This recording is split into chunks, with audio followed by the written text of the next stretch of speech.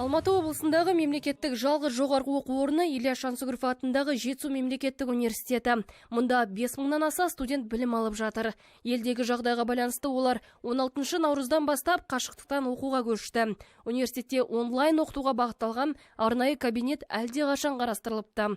2011 жылы ашылған.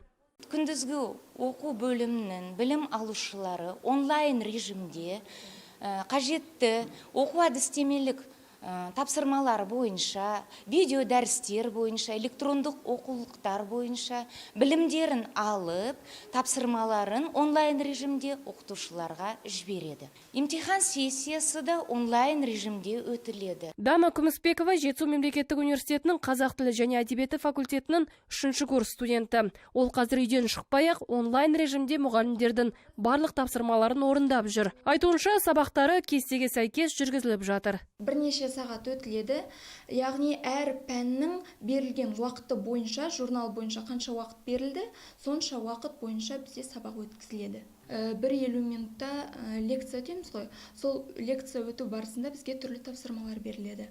Мұғалімдер онлайн оқыту кезінде шалғай жатқан елді мекендегі студенттердің интернетке байланысы бар жоғында ескереді. Олар қазір мынадай байланыспен оқытуда.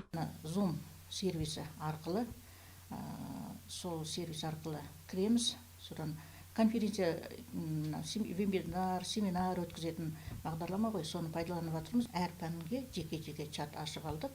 Сол чат арқылы балалар өздерінің орындаған тапсырмаларын жібереді.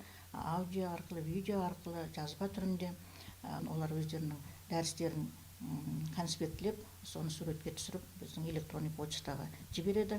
Және үшінші бір жолы бұл электронный почтаны пайдаланамыз, презентация жасайды. Біздің айтқан практикалық сабақтың тапсырмасын түгелде осындай 3 жолмен өз басым қазір қабылдап отырмын.